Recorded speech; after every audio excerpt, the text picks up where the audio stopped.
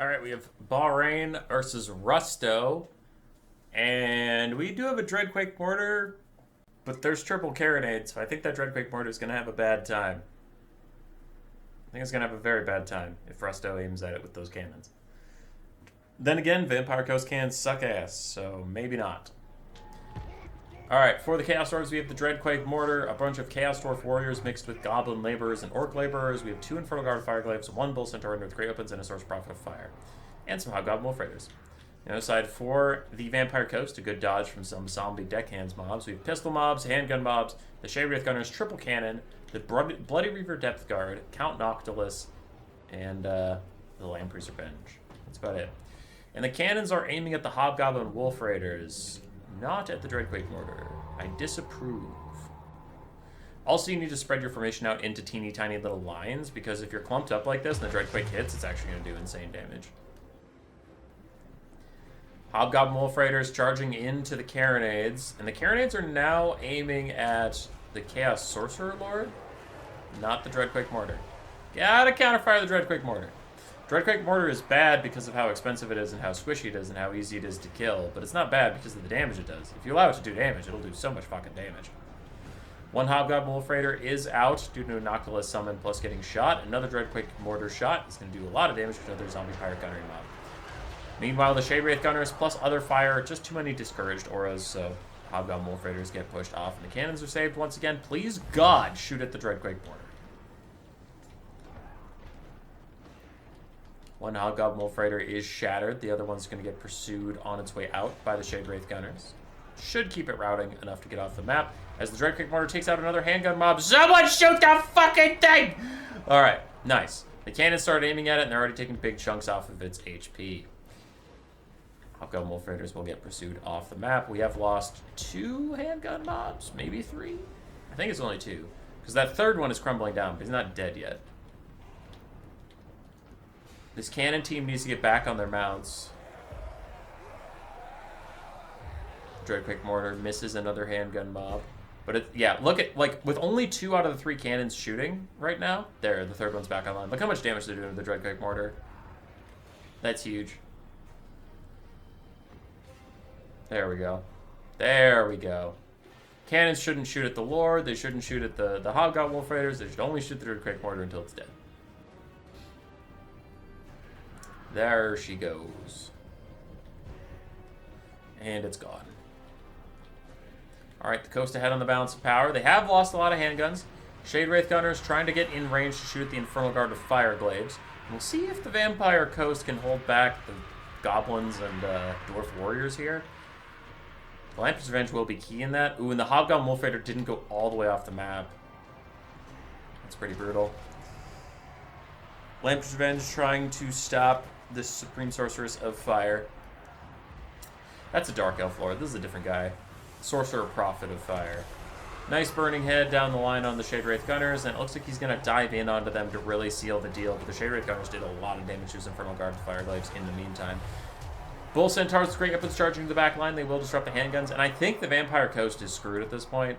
A lot of their DPS is in these 3 Carronades, which suck. They're bad. Carronades are just bad units. Shade Wraith Gunners falling back. Invocation Heck from Rusto will keep them alive. The Carronades get a good little bit of poke on the Source of Prophet of Fire. If the Centaur with Great Weapons can get past this handgun mob, though, it can run back here and get 2,100 values worth killing off these guys. Or if the Hobgoblin Wolf Raiders are remembered, they could also come back and just kill all these guys off and get all the value in the world, so we'll see. Meanwhile, the Infernal Guard with their Fireglaves, ooh, they are lighting up the Lamprey's Revenge, who are weak to fire damage, plus those guys have armor-piercing shots. Lamprey's Revenge are just doomed. Bloody Reaver Depth Guard trying to keep up with the fast pace of this game. They've just been waddling around for most of it, trying to find a fight. Looks like the Source Prophet of Fire is not about to change that anytime soon. He should get back into the sky here in a second. Uses a quick burning head on the Shade Wraith Gunners and that summon to get rid of both of those. Shade Wraith Gunners get a little bit of poke, but they are doomed. Hobgoblin Wolf Raiders rejoining the fight now. And the cannons continue to try and poke at the Source Prophet of Fire. Getting more damage done than I've seen them do in an extremely long time. These cannons usually just miss and suck and die. But they're doing good, especially because they had a nice, juicy Dreadquake Mortar to shoot at, but they are hitting the Sorcerer Prophet more than I'm used to. In comes the problem as the Hobgoblin Wolf Raiders finally arrive to kill off these cannons in the blink of an eye. Bull Centaur Renders are trying to get around the sides of these summons. That should be a lot of Noctilus' summons out. He has 2 natural summons left and 1 Moondial left. But 1 cannon is dead. The Hobgoblin Wolf Raider will soon move on to another one. Shade Wraith Gunners have officially crumbled away. And the Chaos Dwarves still have a metric shit ton of infantry, including a full health Infernal Guard of Fireglyphs and a half health one too. Sorcerer Prophet of Fire will slowly regenerate over the course of this game as Noctilus continues to use spells. He has the Chalice of Blood and Darkness. The Hobgoblin Wolf Raider works on its second Carronade. Looks like it's going to die to the Bloody Reaver Depth Guard, but accepts its fate to kill off the cannon, while Sorcerer Prophet does the same on the other side. Vampire Coast now losing their cannons, their balance of power continues to fall away from them. We have just Noctilus and the Bloody Reaver Depth Guard left. That is a real Deckhands mob. I guess that's not a summon. That one's a summon. And Nocti Noct still has 3 summons left in his kit, depending on if he can get all the Winds of Magic out. This guy's Chalice is on cooldown, so he must have gotten a heal recently as a Wraith Storm tries to hurt him a little bit. But that cannon is doomed. The other cannon is doomed. The balance of power seems to agree. Vampire Coast is doomed. Nice damage in from the Wraith Storm. Sorcerer Prophet of Fire is going to get up. And unfortunately, a bit of a whoopsie on that zombie summon. It's not going to get anything done. It was his last Moondial summon, I see. Bloody Reaver deck guard having a bad time, fighting all these Chaos Dwarf Warriors and Orc Laborers and such. And Noctilus throws out another of his summons as the Infernal Guard Fireglyphs continue to fire away. I wouldn't hate for the Sorcerer Prophet of Fire to come over here and charge these zombies and just help the Goblin Laborers kill them.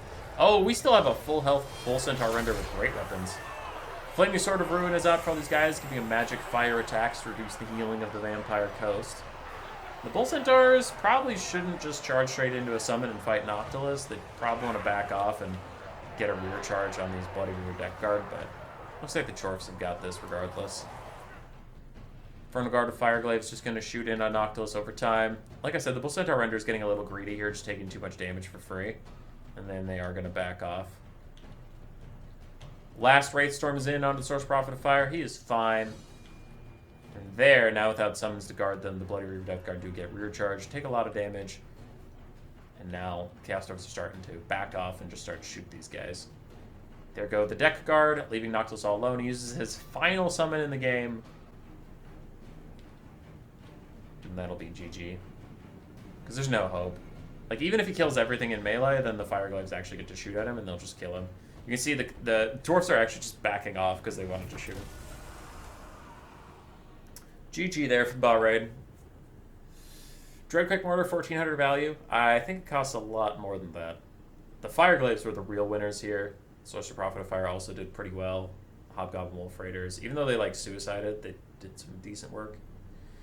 For Rusto, his cannons got artificially inflated value from killing a Dreadquake Mortar. So they did okay, but I'm still suspect of them. Shade Wraith Gunners did okay. Bloody Reaver Depth Guard did okay. The Lampeous Revenge struggle in this matchup. It's one of the very, very, very few matchups where you actually don't want to take this unit. It's normally an auto take in most Coast builds, but the amount of armor piercing and anti-large and fire damage in this roster is just too much for the Lampeous Revenge.